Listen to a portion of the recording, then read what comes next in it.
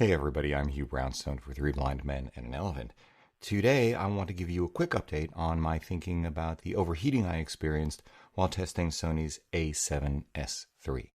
Now, last week, amidst Canon's R5 and R6 overheating kerfuffle, Sony announced their a7S III. As some of you may know, I was one of the fortunate few to get my hands on a pre-production copy.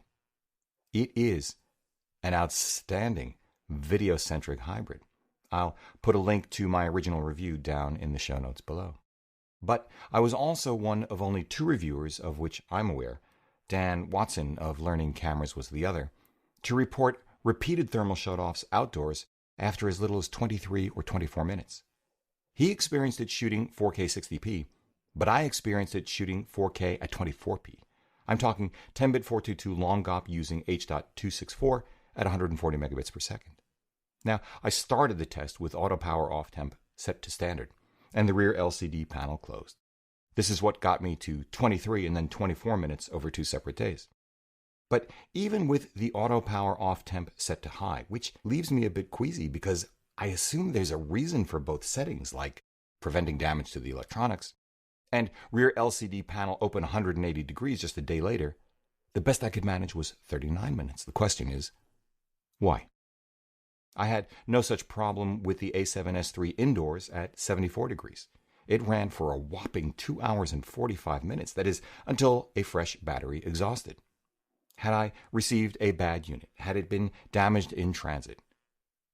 The previous owner who had sent it along to me had had no problems, and it looked good on arrival. Had I designed and executed a poor testing protocol? I tested the camera outdoors on a tripod, autofocus set to continuous, and aimed at trees gently swaying in the breeze. I then tested the Micro Four Thirds passively cooled Panasonic GH5 and the full-frame actively cooled Panasonic S1H under the same conditions, but this time with the rear panels on both closed because that's how I'd successfully shot them in the past. Neither one of these cameras had a problem. Each ran until their batteries exhausted, 2 hours and 5 minutes and 2 hours 18 minutes respectively, in the same high heat and sun. So what was different about my testing compared to everyone else's? I know one YouTuber, Potato Jet, actually stuck his a7S III in the oven set to 104. He had no problem. That was pretty great. Repeatable, entertaining, smart. Of course, I reached out to Sony.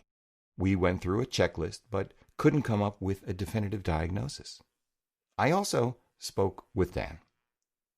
What has become clear to me over the weekend is that Dan and I tested differently from everyone else, whose videos I've watched anyway, but tested very similarly to each other.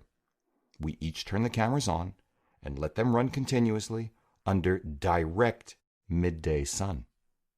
I can understand why Dan might test that way. He and his wife Sally are wedding photographers in Florida who often shoot outdoors in hot, humid weather, where a static shot of the ceremony, for example, is critical. I tested the way I did because Claudia and I have shot long-form interviews for our documentary series outdoors as well as indoors in hot, humid rural Pennsylvania, and because we shoot A and B roll in hot, humid New York City. What are the odds that the two reviewers who tested the same way, under what I believe to be tougher conditions than anyone else, again, at least as far as I know, both had defective units? I don't know, but that got me thinking. Pick your favorite a7S III review and look closely.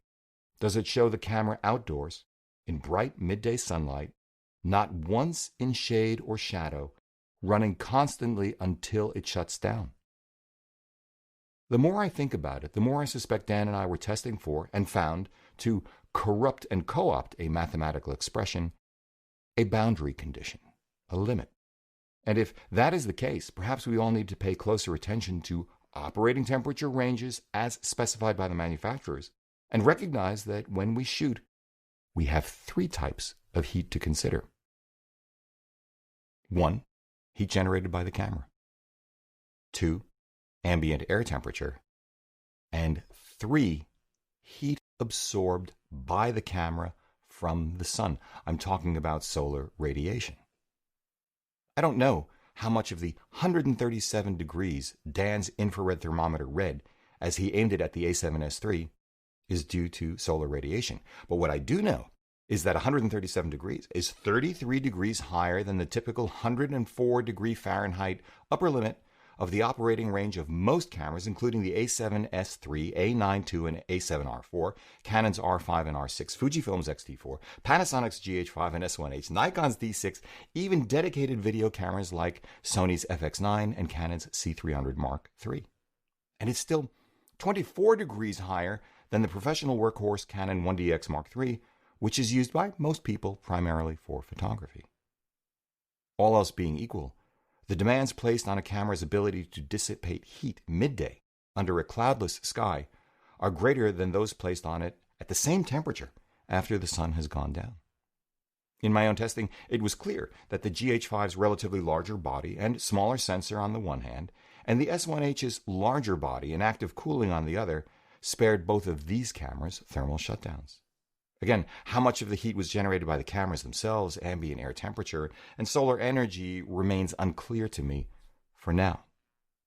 It is thus also unclear how much heat dissipation was required by each body, and therefore how relatively effective the heat mitigation implementation was in each. All I wanted to know was which cameras would work for a specific real-world use case of ours. It had nothing to do with bitrate, I know that too. The GH5 and S1H were recording at 150 megabits per second, slightly higher than the A7S III's 140 megabits per second. Maybe a difference in the cards? You know, it's interesting. Way back in the late 20th century, when Canon introduced its wide zoom and telephoto lenses, solar radiation and large glass elements were the specific reasons why Canon opted for its signature finish. The lenses absorbed less heat, making expanding and contracting glass elements less of an issue. Which, come to think of it, is a nice segue into the fact that summer weddings, documentaries, and shooting on the street are far from the only use cases for which heat management at these temperatures matters. Think, for example, the 2020 Summer Olympics.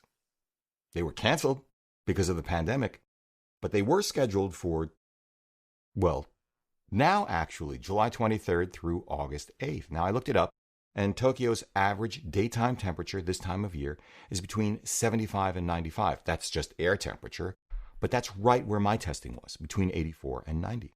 Or think the U.S. Tennis Open in Flushing Meadows. It's moving ahead, August 31st to September 13th, just without any spectators, empty bleachers.